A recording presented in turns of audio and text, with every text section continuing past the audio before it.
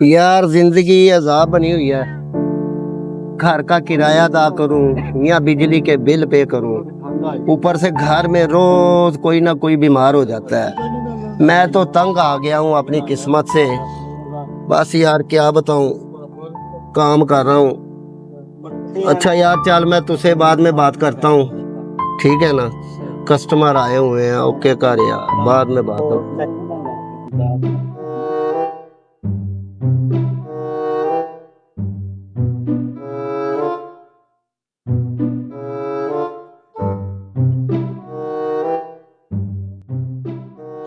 Sir tube फाड़ेगा आपकी? क्या हाल है? पंचर से काम नहीं चलेगा? नहीं सर, ये नई डालनी पड़ेगी। यार कुछ जुगाड़ कर दो इसका। नहीं सर, इसका कोई जुगाड़ नहीं है, नई डालनी पड़ेगी।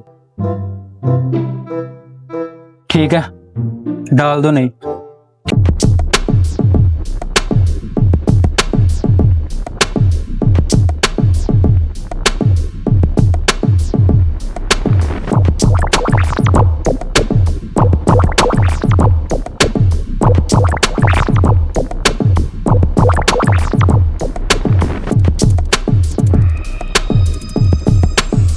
सर आपकी गाड़ी ओके हो गई है? ठीक है भाई। हाँ भाई, कितने पैसे हुए? भाई 400 रुपये हो गया आपके। अच्छा भाई, मैं अगर आपसे एक बात कहूँ तो बुरा तो नहीं मनाओगे? जी जी बोले। आप ना किस्मत की वजह से गरीब नहीं हो, अपने बुरे अमाल की वजह से गरीब हो। भाई क्या मतलब आपका? मैंने ना आपको सुई के साथ वहाँ ट्यूब में पंचर करते हुए देख लिया था।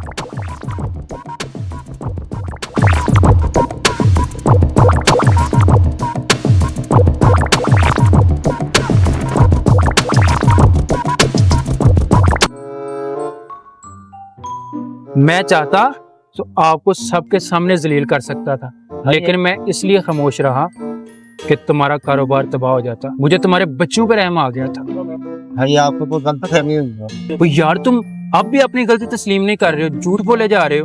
करूं कॉल पुलिस को? नहीं भाई, आप ट्यूब के पैसे रहने दे, कोई बात नहीं। यार भाई, बात पैसों की नहीं है।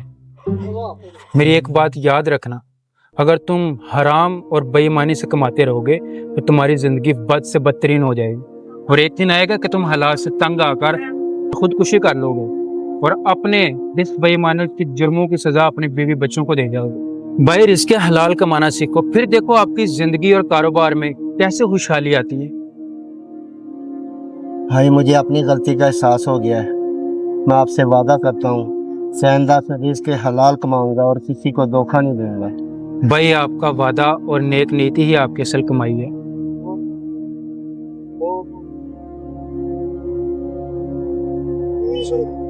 ये ले अपने पैसे।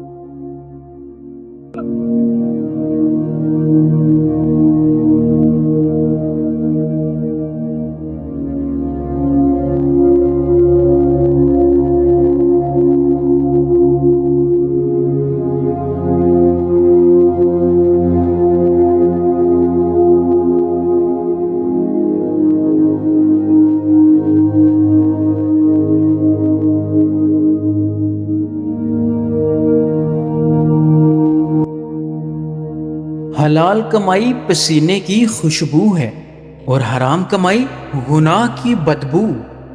याद रखना, हराम का एक नवाला भी जिंदगी का सुकून खा जाता है।